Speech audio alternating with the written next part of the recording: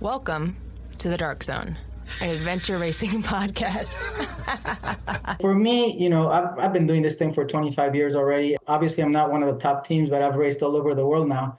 I can say probably Huairasinchi is the best school for adventure racing. It really teaches you, the hard course, and I'm sure other teams can testify to that. It's rugged, right? I mean, for those of you that have raced probably in the US or other areas, it's rugged, right? It's tough. It's a tough race. It will bring the best and worst out of you. Well, for me, the action is the juice. I'm in. Okay, you people sit tight, hold the fort, and keep the home fires burning. And if we're not back by dawn, call the president. The sun is setting as the sky turns pink. The mountains are calling, and all I can think of is you, my friend, my partner in crime. What you doing today? What you doing tonight? I will run with you till the river runs dry. As listeners of the Dark Zone know, we are strong supporters of Ascend Athletics and their goal of empowering women and girls through leadership mountaineering in Afghanistan and Pakistan. Ascend Athletics is truly redefining opportunity for women around the world. Be sure to check out ascendathletics.org to learn more about their mission. Once again, ascendathletics.org, and you can find that link in the show notes. Keep in mind, as I always point out, they pay nothing for this promo. Instead, we love the work that they do, and we're happy to spread it to the world. The Dark Zone is happy to support and partner with AR School. What is AR School? Well, it's an online service that ensures that you have access to the expertise that you need so you as an adventure racer can continue to level up. We all know that progress can be slow, so why waste time repeating mistakes or wondering if you're using the right tactics? AR School brings together world-class training, top competitors, and athletes of all levels. It's like a transition area between races where you can learn what works, share your expertise, and fuel your passion alongside other racers. AR School is launching soon, so join me and several top competitors inside AR School by joining the waitlist at www.thearschool.com. That's thearschool.com. Welcome back, everyone, to the Dark Zone Adventure Racing Podcast. This is your host, Brian Gatens, episode 101. That's right, folks. We had 100, 100.5, and now 101. Today we get to discuss one of our favorite races of the year, the Adventure Racing World Series World Championship, coming up this November in Ecuador. So sit back and relax and enjoy this episode of the Dark Zone. Thank you for being here. And of course, if you like what you hear, please head over to your platform of choice and like, click, and subscribe. Even leave a review. That's what the algorithm likes. And by doing that, you help get this podcast out to more people. Remember, folks, if you keep racing, we'll keep talking. In the big picture of adventure racing, there are so many races that go on, so many places around the world, places, big races, small races. And the culminating race that we always talk about, we always see, is the Adventure Racing World Championship. This year, we're going into South America. We're going into Ecuador. Santiago Lopez is the RD for the race. But on the show today, we have Luis Becdach. Luis is an American Ecuadorian adventure racer, Haku Adventure Racing. He loves Ecuador. He loves the sport. And I invited him to come on the show to talk about his prep for the race, what he knows about the race. For those of you who are heading down to Ecuador for Worlds, this is a great listen because he has raced the race so many times. He's been in Ecuador so often. He's a great resource. So, Luis, thanks for being on the Dark Zone. So glad you're here. Tell us a bit about your connection to the race and how many times you've done it. Sure. First, thanks for having me in the show, Brian. I've been looking forward to being here for a long time, so I really appreciate that. Like you said, I've raced Huairasinchi. This will be my 14th time going down there. And even though I'm an Ecuadorian, I've lived in 5 different countries outside of Ecuador, and every chance that I get to fly down there, I'm there. So I was with you back, 2 years ago. We had an amazing time down there. And this will be my 14th Huairasinchi, my second World Championship. I was there with Arthur back in 2014. And the cool thing is that, this is a very special edition of not only Worlds, but for Huairasinchi as well, because they're celebrating the 10th year anniversary of World being there. So it's a kind of like a double whammy. So I'm really looking forward to it. So in your experience, having done 14 times raced in Ecuador and been so involved down there, what I remember from my visit down there, and what I think you could speak to a little bit too, it's an incredibly diverse country when it comes to the terrain, it comes to the experience. And I know that when Santiago puts the race together, there's high versions, there's low versions, there's mountain versions, there's jungle versions. As someone who's going to be there to race and someone who's been looking into the course and kind of getting a sense of the race, what should people prepare themselves for the race? Sure, absolutely. So, and I call it Ecuador the New Zealand of South America. And for those New Zealand listeners, you're probably saying he's crazy, but that's what I call it because it's so diverse. So the first editions, I want to say probably the first 8 to 10 editions it was known as the highest race in the world. And that gave it some fame back in the day, right? Oh my gosh, the local teams get some advantage here and it's a very high race. So you wouldn't get a lot of international teams to come to the race because obviously the local teams had a bigger advantage. I myself didn't care. I went down there anyways. I suffered through the altitude. I threw up many, many times. I got everything. But that's changed lately.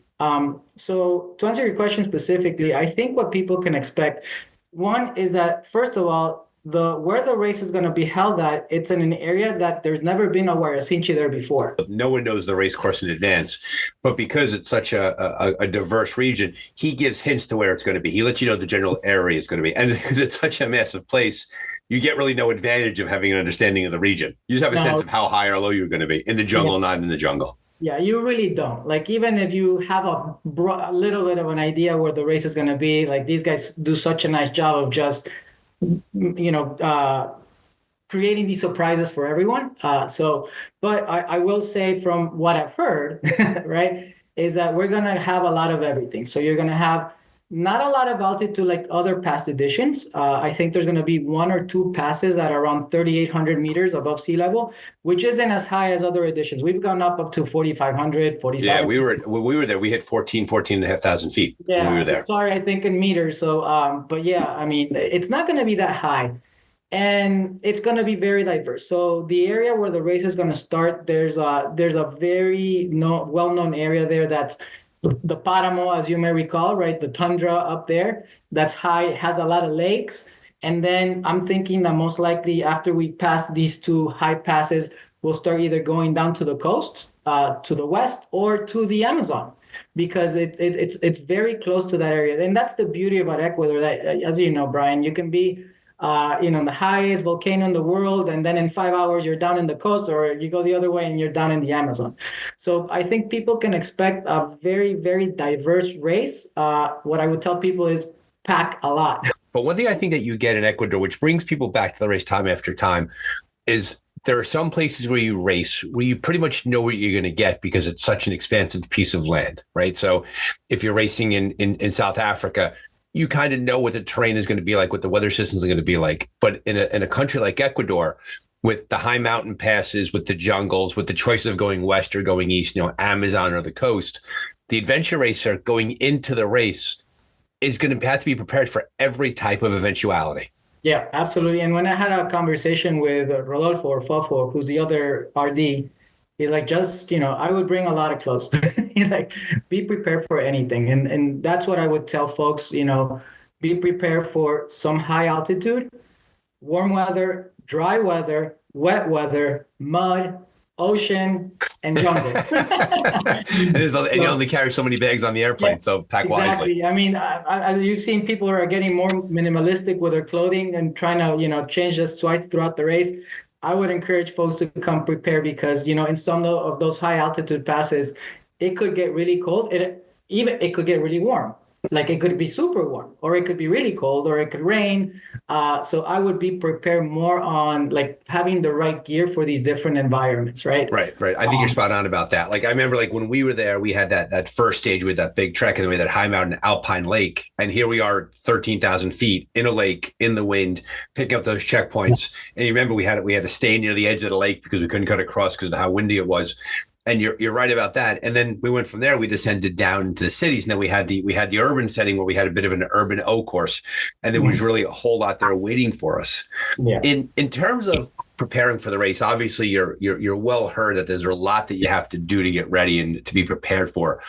if you had to tick off like the most important thing to focus on, like how did you find the nav down there? How did you find your food nutrition strategies, things like that? Like, what did you do specifically when you think about Ecuador? What did you really have to focus on to get ready for the race? Yeah, so I was just in Ecuador right now, and what I can say is that after, probably our last experience there 2 years ago, the maps have gotten many, many times better. So Yeah, I've heard that. I know Santi and Fofo are working with other people on really improving the maps. So for those of you that have been there before and you were complaining about the maps, I can probably assure you that the maps will be a lot better. In terms of how to prepare, I would prepare for very, very long hills, very long hills, some very big cobblestones. And I know for some of the American teams that have been there, I'm looking at you, Jason Magnus, who was complaining about the cobblestones and having your very light rims on your bikes and just bursting out with. Well, it's a burly area. The terrain is really hard in that way. Yes, it's rough. So for me, I've been doing this thing for 25 years already. Obviously, I'm not one of the top teams, but I've raced all over the world now. I can say probably Huairasinchi is the best school for adventure racing. It really teaches you, the hard course, and I'm sure other teams can testify to that. It's rugged, right? I mean, for those of you that have raced probably in the US or other areas, it's rugged, right? It's tough. It's a tough race. It will bring the best and worst out of you. But and it's just learning to be uncomfortable. You're going to be, and in this occasion, we're going to be carrying pack routes. So remember that high altitude lake? Imagine paddling in a couple of those lakes at high altitude where it's cold, it could be raining, finding checkpoints at night. I would be prepared for that type of experience. Very long hills, both on the bike and on the treks. And downhills, right? For me, for example, I live in Florida. So for me, my training is basically, putting a backpack on and going up the treadmill and going down the treadmill. I even bought a decline treadmill so I can train my legs for that. Walking down, yep. Going downhill because you will be going downhill, very muddy terrain in some places, I'm sure, because, I think, honestly, we're going to see all the elements of an adventure race in this World Championship. So you make the point about the maps, and I think that Ecuador and I think Huairasinchi, I think they got a bad. When we were there back a few years we were there, those maps were fine. Like I think it became a bit of a trope, a bit of a thing to complain about. Like the maps are the maps are the maps, right? I think the more challenging part I found the navigation was, and my teammates did a great job when we were down there, was the fact that because it is so rural and there's so many animal tracks and there's so many paths that you have to be really, really thoughtful about where you are on the map at every single time, because you think you're on a trail, but in reality, it's a herd path, it's a goat path, it's a cow path, and so you have to be really focused on that. And I remember too, it's big navigation. The maps are big scale. There's mountain ranges. There's things like that. It's not this hyper focused, smaller orienteering map, but it's this huge swath of land. Yeah. When you're down there, when you've raced in a variety of places. From a navigational perspective, and you and I found ourselves in some pretty hairy situations down there, up high, things like that. What did you find? What was the thing that you had to keep in mind about nav that was important, that you had to change your perspective from your racing in America, you're racing in other countries? Yeah, well, I think one of the things, and sometimes because, the checkpoints are so far apart, right? You're like, all right, we're just going to head northeast or whatever, take this, whatever. Is really assuring that your bearings are right, because as you saw at this high altitude, it gets foggy. Mm-hmm. And then you're like, oh crap, like we were heading in the right direction, but like we're completely off track. Right? So I would say, be mindful of checking the altitude, especially the altitude, right? And making sure that you're heading in the right direction. Keeping, one of the things that I think has worked better for us, and when I was racing with disabilities, you have two navs, right? That worked really well with Chip and Andrea, who are fantastic navs. Just keeping, getting accountable with the maps. And in a place like Ecuador, like you said, Brian, the maps were made in 1948, right? So they're old maps. And even though I think the team is going to be doing a much better job with the maps, there's going to be trails that are going to be in the map. I mean, that are going to be there, that are not going to be in the map, that might be heading in the right direction. And you have top teams that, for example, what was it, a year ago, Urtzi and Vidared, man, they went completely off course. And 3 years ago, it was like even the Estonians, they thought they were going the right direction, and they were going completely opposite to the point that they retired from the race. So I would say, practice your nav, make sure that you're acquainted with spending a lot of time looking at the map, checking your bearings, and most of all the lines, right? The lines and the altitude, making sure that you're in the right line and the right altitude line. Yeah, it's funny, like the expansive part of the course, in Ecuador, such a big country with such the ranges and the Páramo. And for those who don't know what Páramo is, it's this high mountain marsh where it's not really ground, it's not really mud, it's wet and it's hard to walk through, and you have to travel across it. It definitely puts the adventure in adventure racing, because you really have to get prepped for all those eventualities. And that's the point that you're making. It's hard to talk about a race like Huairasinchi and Ecuador, because you literally can come across any sort of terrain that you come. You could be on a road, descending or climbing at a pretty steep rate, crossing Páramo, getting wet along the way. You could be in thicker jungle. You could be going down, you can climbing down these paths. And so for folks who are heading down there and folks who are considering going to Ecuador, like it really is a true test of your adventure racing skills, which is available in other countries too. It's not just in Ecuador, but at the World Championship venue really gives that as an opportunity. Yeah, I completely agree with you. I mean, mentioning the Páramo, that's probably going to be one of the hardest navs, because as you're saying, you're in this very high area where, first of all, it's humid, and it just, whatever you're wearing, it's going to get through it. And you're trying to, even though you're keeping a bearing, you're trying to keep that bearing, but you're going to find paths there, animal paths or other teams' paths. You're going to say, well, this looks like somebody or something walked through it, because there's nothing else there. Right. And that's where a lot of teams make mistakes, including myself. I've been lost in the Páramo for 15 hours, right, trying to get out of there. But it is a challenge. The other thing is that it's such a diverse country that you could be up there at 3,800 meters or whatever in a couple of hours, be at 1,000, and then back up at 3,500, right. And then it's 5 hours. Steep, right? Exactly. So I think for me, for example, something that I do is I know that when I go to Ecuador, I got to go 30% fitter than the rest of my team, because of the altitude, right? For example, we were in South Africa with Team Disability last year. It was a 9-day race. Obviously, we were super tired. We were destroyed. My feet were destroyed, but I wasn't as tired as when I finished the Huairasinchi before.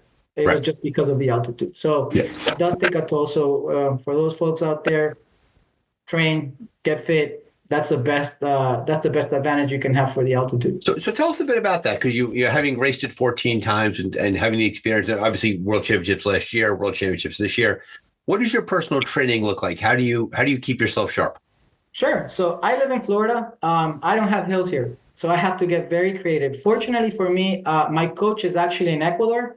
His name is Martin. He's won Huairasinchi 8 times already, and he works with a training group called Bet, which is Bet on You. It's a great training group, and I think my training has evolved. I've trained with a full bunch of folks, but I think right now it's been really focused on helping and I'm getting older too, right? Been doing this for 20 years, right? The body doesn't recover as much as it did before. I think right now it's mainly been focused on being uncomfortable, right? On understanding and helping my body get accustomed to being uncomfortable, and also going a little bit quicker. When we finished Worlds in South Africa last year, I mean, Urti and the top teams were there, Felipe and all these guys, that were the top five. They're like, I don't know how you guys do it. Like, you were there for 9 days. I couldn't do it. That's why we go so hard and try to finish these things in 4 Yeah, they want to get off the course. Yeah, exactly. They're like 9 days. Wait a minute, we're good. Like 6, 7, we're good with 9 days. Good luck to you. Yeah, it's not unlike the very, very strong Kenyan marathoners. They can't believe that people run for 4.5, 5 hours. They're like, whoa, like we're done. Like 2 and change, 3 hours. Like we're off this course. So right now I'm trying to get a little bit faster. At least for my team, our expectation or our purpose this year is going to be like finish in the middle to the front. So we're going to be racing a little bit harder than before. But my training here, I got to get creative. I typically over the weekends, obviously the long runs or the long bikes. One thing that's helped me is because I'm here in Florida, the heat actually helps me with the acclimatation for the altitude. So like yesterday, I did like an interval run at the middle of the day. I almost fainted, but I'm like, oh, this feels familiar, like when I'm up here. But other than that, I got to get creative. So I try to get a lot of inclination on my treadmill. I'm very intentional about how many meters I'm getting on the treadmill, how many meters I'm going up, how many meters I'm going down. And in this particular case, I'm training with a lot of weight because we will be carrying, one thing that I can assure everyone is we will be carrying those pack rafts for a very, I think that's an important point to bring out, that the physical ability to carry a pack of that weight for a long period of time is going to help a lot of people out to actually, and to your point, like getting on the treadmill with the pack, my local gym has a stair climber. And in preparation, I will go to the gym with the pack on and be on the stair climber. People look at you like you're a Martian, right? It's like, what's this guy doing? Like, what are you getting ready for, Everest? And like, well, no, not really, but it's still kind of hard. Yeah. I mean, the other thing I'm working on is I'm really strengthening my ankles, right? Yeah. My ankles, because these cobblestones that they make the roads with over there, and you remember those, they're big ass cobblestones, and then you're like putting your foot in the wrong place. So, just getting my body ready for a beating. That's basically what I'm doing right now. And I'll be actually racing Expedition Oregon just to get my head and my body ready for Huairasinchi. Talk to me a bit about when we were down there together. And for the listener at home, we had a really cool experience. I didn't know Luis before the race. During the race, our two teams, the 8 of us, began to travel together for a big chunk of the race. There was this whole thing where they had to close down the ropes course. We bumped into each other, and it was fantastic.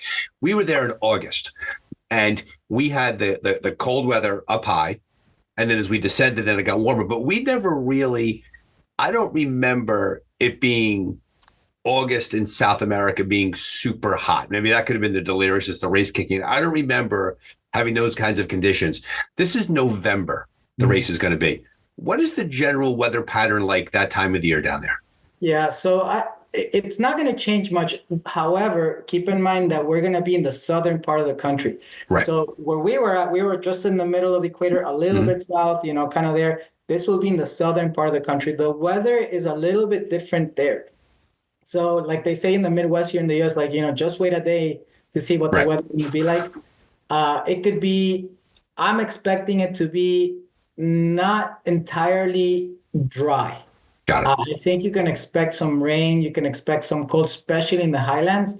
As we go down to the coast of the Amazon, look, I mean, in the Amazon, it always rains. Even it's just wet. Everything's just wet down there. Yeah. It's just wet down there. And towards the coast, November will be probably warmer because it's the opposite, right? Right. So if we end up in the coast, it'll probably be warm in the coast. I mean, the country's so diverse, Brian, that we can do both.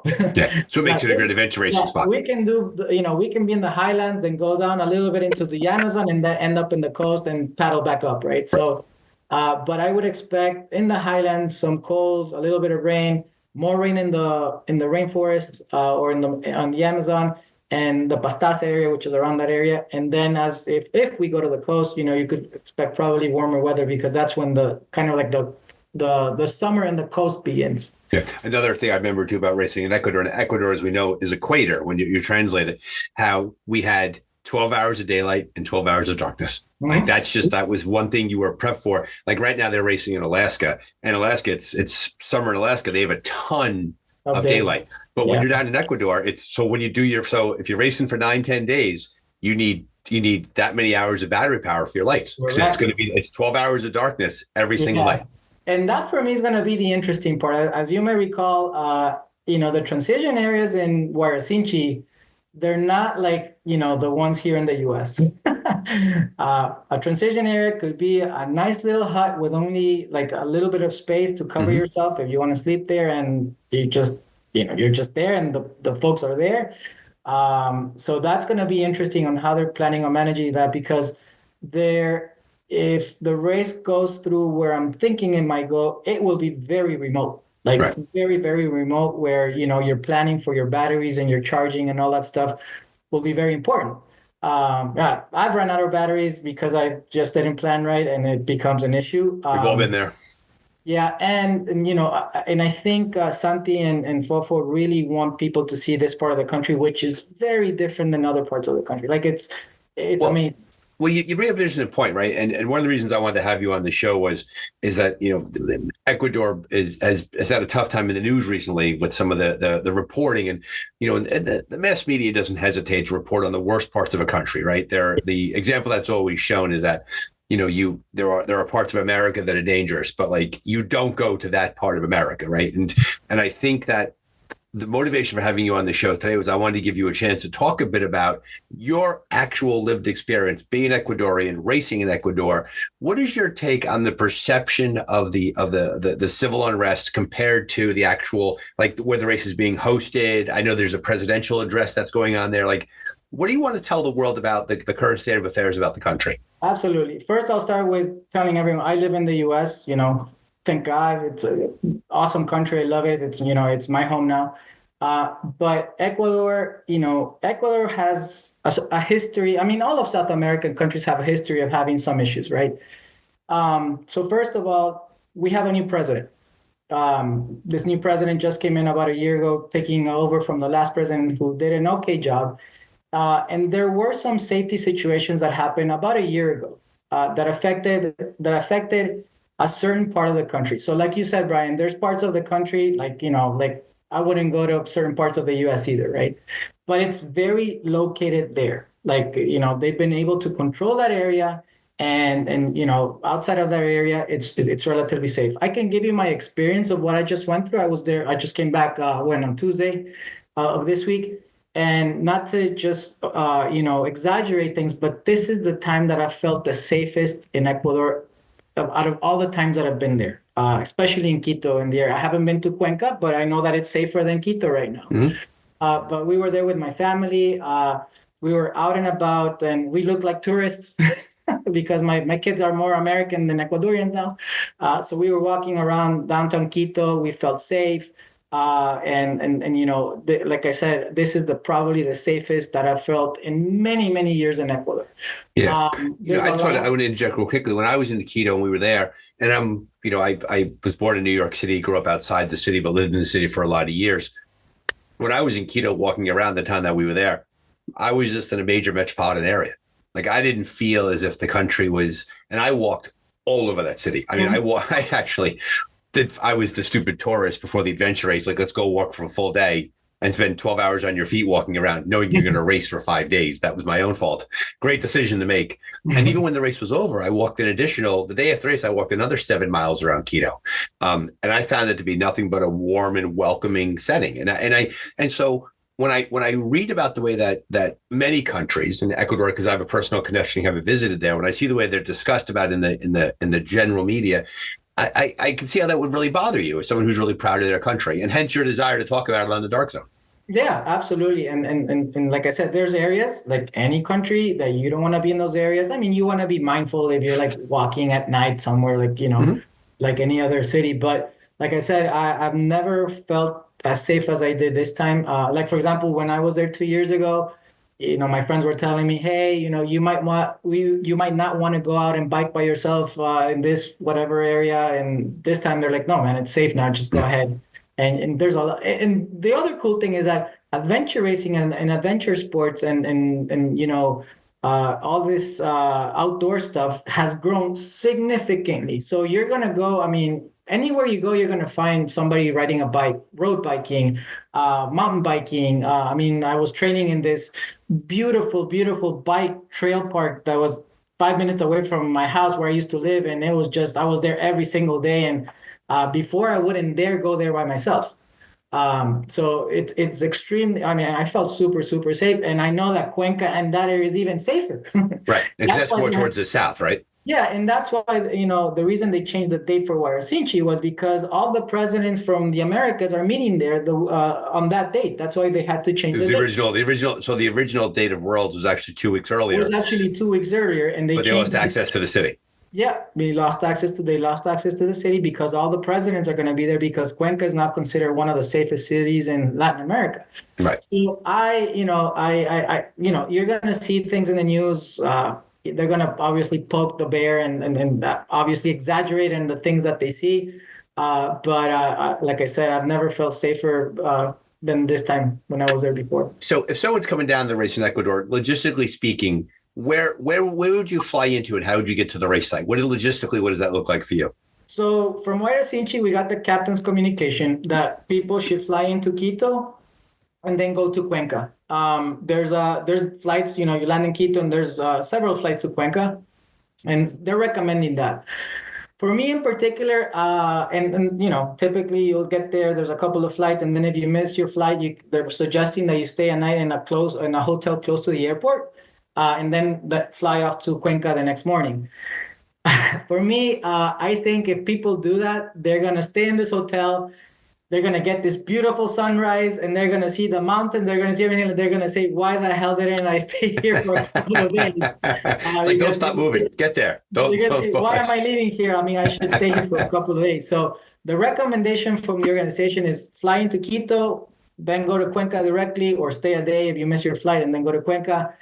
What I'm recommending, folks, and there's a group of us that will be probably doing this, is we're going to fly into Quito. We're going to spend a couple of days in Quito, do a couple of activities around Quito, go to the center, go to Cotopaxi and some other areas, and then drive to Cuenca. They're also recommending the drive to Cuenca. It's a long drive. It's about a 9-hour drive. It's a beautiful drive. You go through the highlands and everything and head down to Cuenca. But I would recommend folks to fly into Quito, spend a couple of days in Quito, and then if you prefer, fly to Cuenca or drive to Cuenca. And I agree with that. I think what you don't want to do as a tourist and adventurer is you don't want to fly into and fly out of a country. And I think the fact that in my experience down there, having 2 days on the front end and an extra day on the back end, I had a chance to visit a beautiful, amazing city. Right. And, Quito Airport, I think it's the highest airport in the world. Right. Yep. I think that and to go in and I remember how beautiful it was in Quito that we went to a gondola and that took us to 15,000 feet and you got to hike. And I think from an elevation perspective too, it's worth your while to spend a couple of days walking around Quito to get yourself used to that. And so I think you're spot on where it's always good. And I try to do it, but when you always try to build in a few days before and a few days after, because you want to enjoy the experience. Yeah. Flying in and flying out is tough sometimes. Yeah, absolutely. I would encourage folks, it's not every day that you get to go to Ecuador. Mm-hmm. I know it's going to take a little bit of time because it is a long race, right? So, but I would encourage folks to try and do that.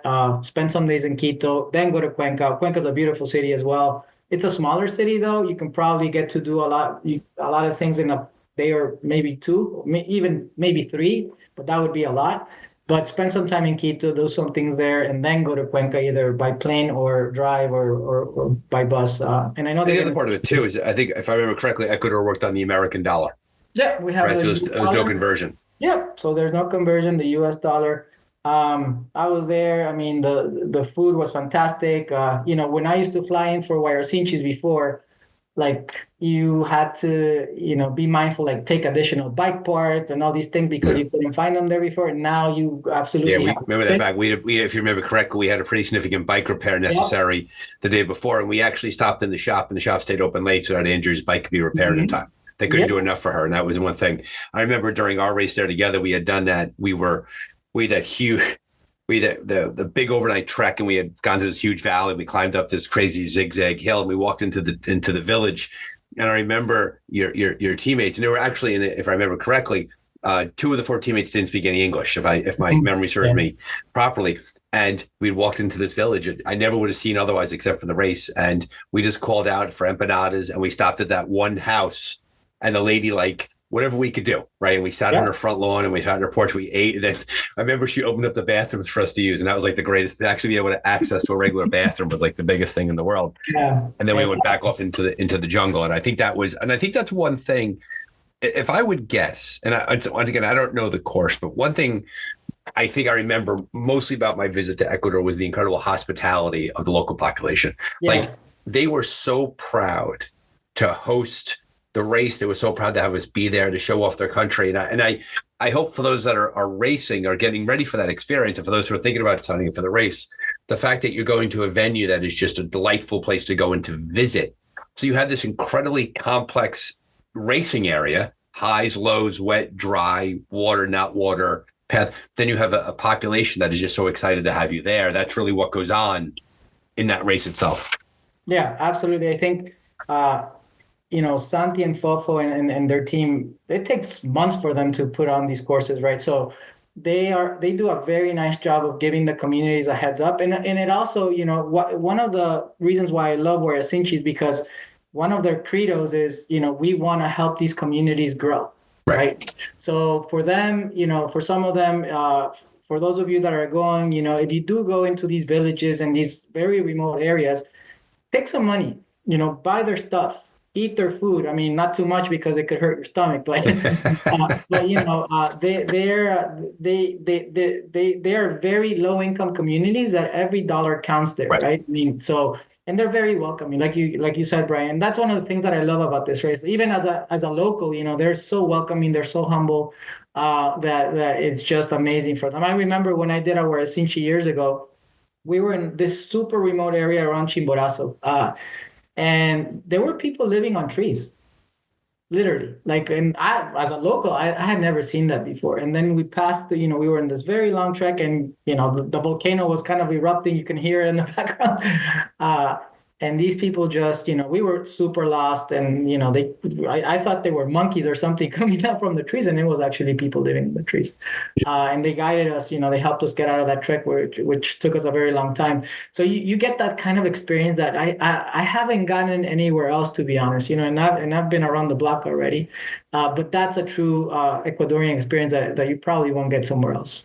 Yeah, I agree with that. I think you're spot on when you talk about the depths of the love that the local population has for the land itself and to play such a strong host. Talk to us about your team dynamics. The idea that when you find yourself in these really challenging conditions, and you're known to be a very, very strong teammate, you race with other teams, you have a really good attitude. Talk to us about the mindset that you bring into a race setting that lets you be successful as a teammate. Yeah, I think, for me, at least what works is I'm there to enjoy it in any situation, right? I mean, and I think that comes a little bit with experience too, right? But for me is I just take it all in, even the highs, the lows, and everything. And now that these races are getting longer, right? The team dynamic is very important. Very, very important. So I would encourage teams that, for those of you that have been racing for a very long time, that's great because you know each other, right?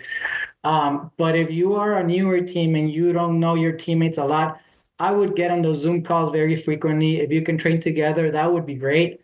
And just get to know each other, because you will be hitting lows. You will be getting pissed. You will be getting, you're going to be spending 2 weeks with your team. And it takes some adjusting. I feel like, the teams that have a very good dynamic, those are typically the teams that do relatively well. Right. And for me, I hate to say it, but I'm kind of like a people pleaser. So I try to make everyone happy in the team. That's a strength and a flaw for me. But I find like when you're on day 5 or day 6 of a race, it actually helps. Because you put your ego to the side and you realize that it's far less about you being right and more about you working alongside the team and keeping the team moving forward. Correct. Like I tell all my teams, and people that I race with, we leave the egos at the start line, right? There's no egos here, and we just leave them at the start line.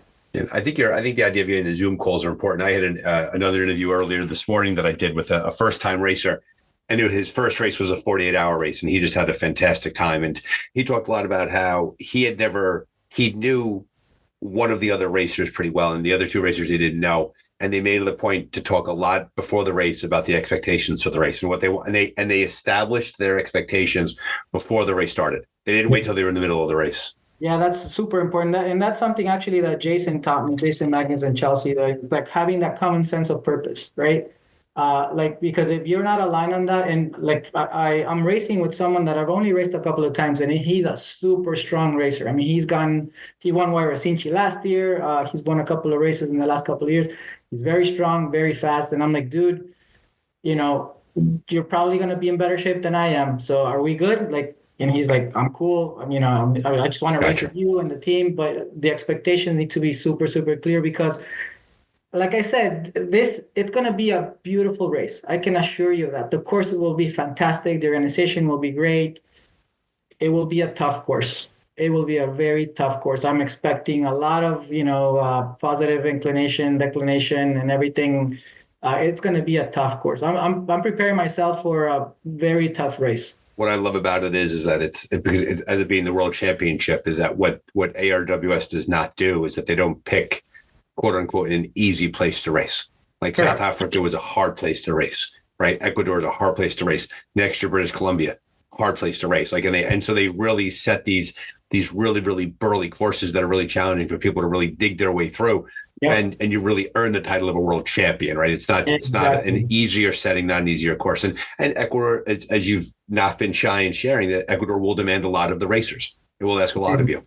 I think people will, for those of you that are new to these expedition races, know your why.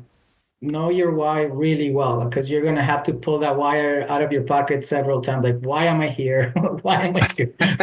Why do I have to leave this TA? Why am I here? So, yeah, I think, again, I mean, the other cool thing about Huairasinchi that I forgot to mention is that, and this is a fantastic thing that Santi and Fafo do, is that there's always a payout. Right. So for me, the payout, you're going through this really burly, hard climbing trek and everything, but you end up in this, like, remember when we ended up remember the shitty hill that we went up, driving all the crap from the cows and everything. Yes. Yeah. Well, for those at home, that was when we literally crawled through a cow field. Because the cows in Ecuador are used to being on these really steep hills. And we had just gotten off the trail, and we literally were picking our way among these cows that were just standing on the sides of these hills. But now the point was, we popped out at the top of that, and what did we see? Do you remember? Remember, it was the most beautiful sunrise that you had ever seen in your life. Like, amazing. All the summits were cleared.